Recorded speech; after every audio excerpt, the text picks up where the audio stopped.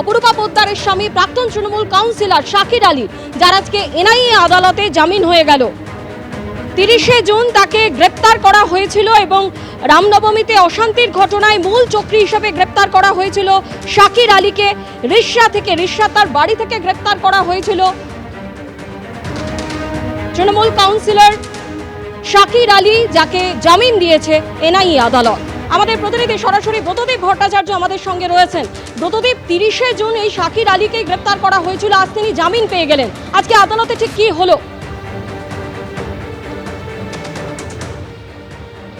দেখো, 30শে জুন শাকির আলীকে গ্রেপ্তার করার পর শাকির আলীকে আদালতে পেশ করে এনআইএর আইনজীবীরা দাবি করেছিলেন যে এই যে রিষ্টায় 2023 সালের 2রা এপ্রিল যে ঘটনা ঘটেছিল, রামনবমীর মিছিল বেরিয়েছিল এবং সেই মিছিলে হামলা হয়, সংঘর্ষ হয় দুই গোষ্ঠীর মধ্যে, একেবারে ধুন্ধুমার কাণ্ড, ইট বৃষ্টি, বোমা বৃষ্টি, এমনকি বহু পুলিশ কর্মী আহত হয়েছিলেন।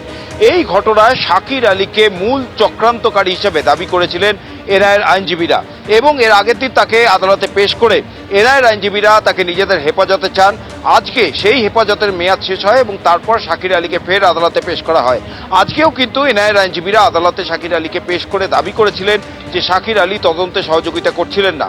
যেদিন তাকে গ্রেপ্তার করা হয়েছিল সেদিনও কিন্তু এনআইএর একই দাবি ছিল, শাকির আলী তদন্তে কোনো রকম সহযোগিতা করেননি, তার ফলেই তাকে গ্রেপ্তার করা হয়। কিন্তু আজকে শাকির আলীর আইনজীবীরা তার জামিনের আবেদন করেন। আগের দিনও শাকির আলীর যারা আইনজীবী তারা জামিনের আবেদন করেছিলেন, সেই আবেদন নাকচ করে দিয়েছিলেন বিচারক। কিন্তু আজকে শাকির আলীর আইনজীবীরা জামিনের আবেদন করেন এবং সেই আবেদন মঞ্জুর করেছেন বিচারক।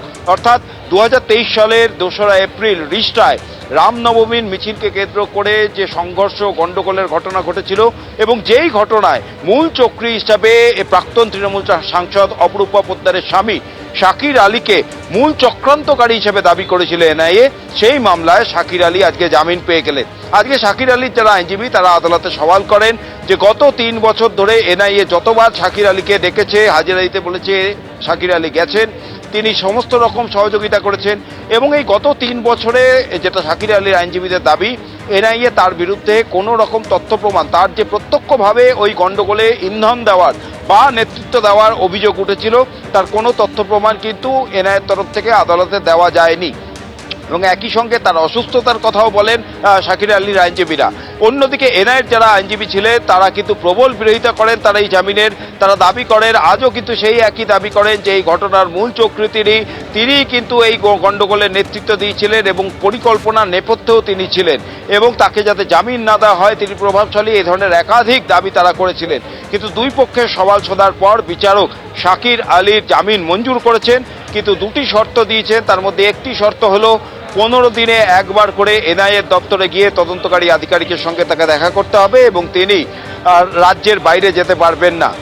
আজকে আদালতে এই দুই পক্ষের সওয়াল হয় এবং আদালতে আজকে যেটা শাকির আলীর আইনজীবীরা দাবি করেন তিনি প্রথম থেকেই এই ঘটনায় কিন্তু সহযোগিতা করেছেন এবং একই সঙ্গে এনআইএর কিন্তু আরও একাধিক অভিযোগ ছিল।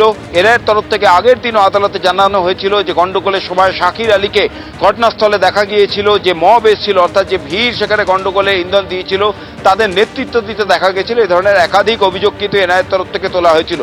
যদিও শাকির আলীর যারা আইনজীবী তাদের যেটা দাবি যে তিনি গণ্ডগোলের সময় ইন্ধন দেওয়ার জন্য নয়, আজকে আদালতেও তারা এই কথা জানিয়েছেন যে তিনি শান্তি রক্ষা করতে গেছিলেন এবং সেই শান্তি রক্ষা করতেই তিনি সেখানে গিয়েছিলেন, এমনটাই দাবি করেন শাকির আলীর আইনজীবীরা। সমস্ত পক্ষের সওয়াল শোনেন বিচারক এবং শোনার পর শাকির আলীকে জামিন দিয়েছেন, তবে 2টি শর্ত দিয়েছেন, এই 2টি শর্ত তাকে মানতে হবে। আপাতত এই মামলায় তাকে জামিন দেওয়া হলো, এমনটাই কিন্তু আজকে আদালত থেকে জানা গেল। সম্রাট, ব্রতদেব, তুমি আমাদের সঙ্গে থাকো। শাকির আলীর আইনজীবী কি বলছেন শোনো। স্টেট পুলিশ যাদের ধরেছিল তারাও বেলে আছে, এনআইএ যাদেরকে ধরেছিল তারাও বেলে আছে এবং সবাই যখন বেলে আছে 3 বছর যখন ইনভেস্টিগেশনে কোনো ডেভেলপমেন্ট নেই এবং ইনি এই ভদ্রলোক যতবার ডেকেছে ততবার এনআইএ অফিসে গেছেন এবং কোঅপারেট করেছেন, যেখানে কোঅপারেশন করেছেন এবং সেখানে এবং উনি অসুস্থ মানুষ, অসুস্থ থাকা অবস্থায় কোঅপারেট করেছেন। এরকম অবস্থায় একজনকে বেল দেওয়া হোক, আমরা এই গ্রাউন্ডেই বেল চেয়েছি। কন্ডিশনে বেল হয়েছে, একটা হচ্ছে 15 দিন অন্তর দেখা করতে হবে এনআইএ অফিসে এবং স্টেটের বাইরে যেতে গেলে আপনার কোর্টকে জানিয়ে যেতে হবে। এটা till filing of chargesheet of the এই কন্ডিশনটা। গত 30শে জুন তৃণমূল কাউন্সিলর শাকির আলীকে রামনবমীতে উস্কানির ঘটনায়, অশান্তির ঘটনায় গ্রেপ্তার করে এনআইএ। আর এনআইএ যখন আদালতে তাকে পেশ করে, একাধিক চাঞ্চল্যকর তথ্য এই শাকির আলী সম্পর্কে বলা হয় সেলিব্রেশনের জন্য 31শে ডিসেম্বর করা হয়েছিল ব্ল্যাঙ্ক ফায়ারিং।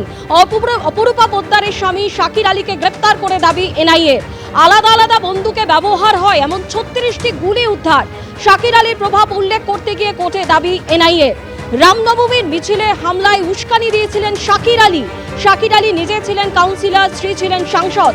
আগে অনেক অসহযোগিতার মুখে পড়তে হয়েছিল। সরকার বদল হওয়ায় এখন মিলছে 100% সহযোগিতা। রামনবমীতে হিংসা মামলায় কোর্টে দাবি করে কেন্দ্রীয় এজেন্সি এনআইএ।